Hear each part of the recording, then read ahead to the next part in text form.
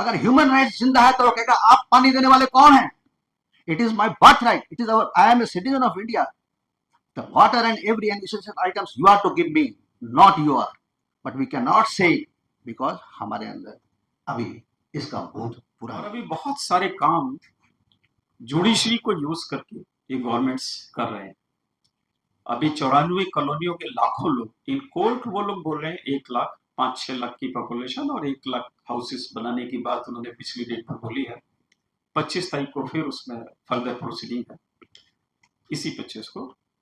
लेकिन इसमें वास्तव में कम से कम 80-90 लाख के आसपास लोग हैं जिनके विस्थापित होने का खतरा मंडरा है.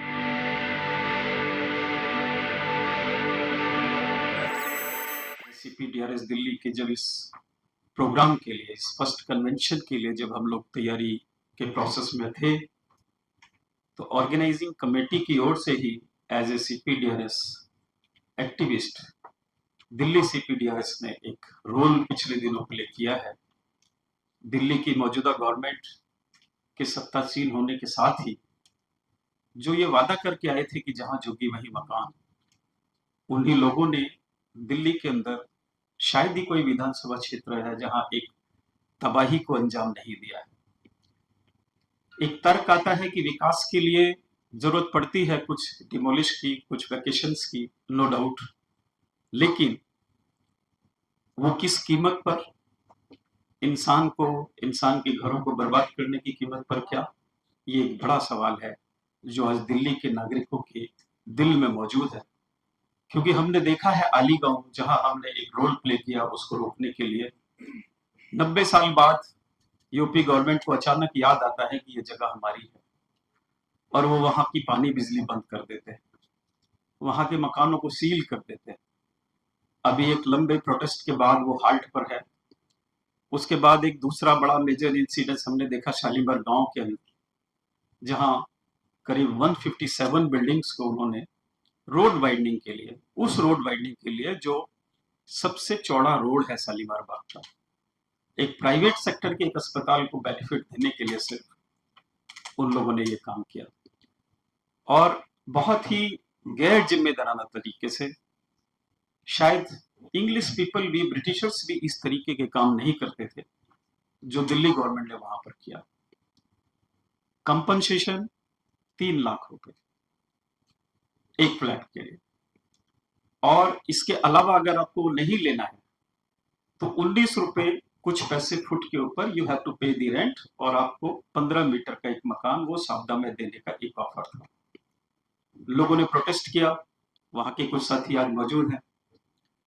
हम लोगों ने भी CPDRS की ओर से उसमें एक रोल प्ले किया. बहुत दुख है कि हम उसको रोक नहीं पाए 3 महीने 4 महीने लंबे आंदोलन के बाद भी.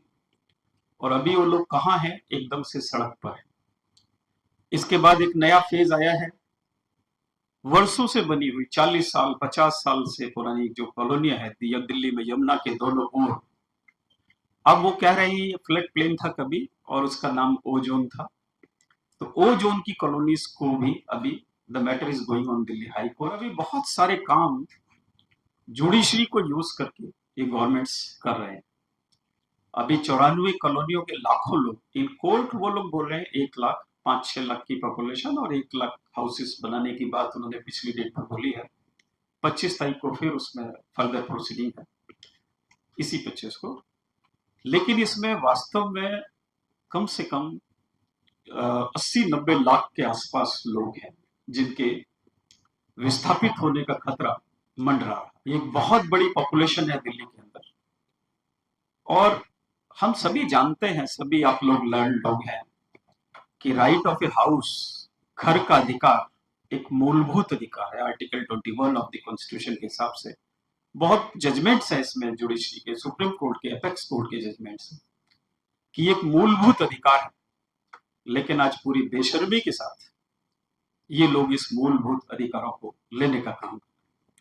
और एक फेज है झुग्गी झोपड़ी क्लस्टर्स का. पीतमपुरा के अंदर हमने देखा, विदाउट एनी नोटिस, अथॉरिटीज से नोटिस मांगने पे, किसके कहने से तोड़ रहे हो, उनके पास दिखाने के लिए कुछ नहीं, लेकिन उन्होंने फिर भी बहुत सारी झुग्गियां वहां पर तोड़ दी. 1 राउंड नहीं, 2 राउंड, जब जाके पूछते हैं चले जाते हैं, लेकिन डिमोलिश कर देते हैं। दिल्ली के और भी बहुत सारे इन इलाकों में ये डिमोलिश की प्रक्रिया चल रही है, और ये विदाउट एनी रिहेबिलिटेशन है। पेपर क्या बोल रहा है, मीडिया क्या बोल रहा है, वो सब अलग चीजें हैं, रियलिटी ये है।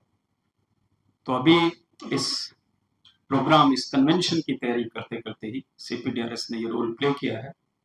हमने इन सभी जगहों पर लीडिंग रोल में रहे हैं, और आगे भी दिल्ली में और एक जनरल बैनर के नाम, ताकि सभी फोर्सेस इसमें शामिल हो सकें, दैट इज घर बचाओ आंदोलन, उसके तहत हम कोशिश कर रहे हैं कि ये दिल्ली का जो ये नागरिकों का मूलभूत अधिकार है, घर का अधिकार, बिना पुनर्वास के उजाड़ने का जो ये गलत तरीका चल रहा है, इसके खिलाफ एक सशक्त आवाज दिल्ली में पैदा हो। अपनी ओर से हम इस प्रयास में लगे हुए हैं, और आप सभी के सहयोग से मुझे पूरा भरोसा है कि सीपीडीआरएस दिल्ली इस काम को एक निर्णायक मोड़ तक पहुंचाने में सफल होगा। धन्यवाद। मैं आप लोगों का ज्यादा टाइम नहीं लेना चाहता।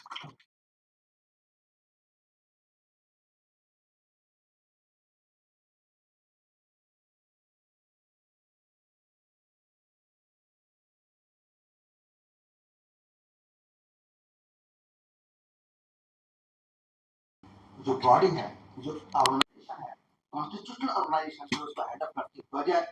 और दूसरा सबसे बड़ा काम ये था कि किस तरह से हम अवेयरनेस को आम जनता में बढ़ाएं।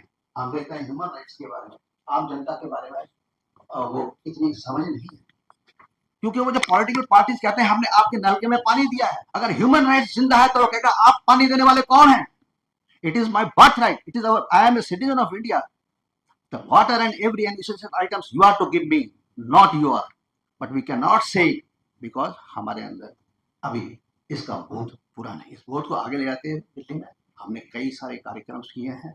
आज दिल्ली के अंदर आप देखिए सबसे बड़ा काम जो डिमोलिशन हो रहा है, और डिमोलिशन भी इस ढंग का कि आदमी को पहले घर से बाहर कर दिया जाता है और उसके बाद कहते हैं कि आप कहाँ जाएगा वो, he is just under the sky. ये एक प्रॉब्लम है।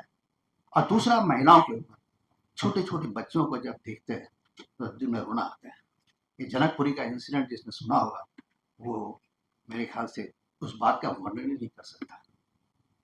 तो ये सारी बातों को ले जाने के लिए और ये दो तरीके से समग्र रूप से इसको आगे बढ़ाते हुए, और आज जो आप लोग यहाँ पे आए हैं और सपोर्ट किया है, आज के इस कन्वेंशन को सपोर्ट किया है, हमें पूरी उम्मीद है कि जन आंदोलन के माध्यम से एक तरफ से उनके केसेस को आगे ले जाना और एक तरफ से आम जनता के अंदर इस बात को बढ़ाना है। अगर हम इस काम को आगे लेके जाएंगे तो निश्चित ही democracy, secularism and fundamental rights को हम प्रोटेक्ट कर सकेंगे और अपना भी एक ब्यूटीफुल लाइफ के लिए एक रास्ता बना पाएंगे। इसी बात के साथ मैं अपनी बात खत्म करता हूँ।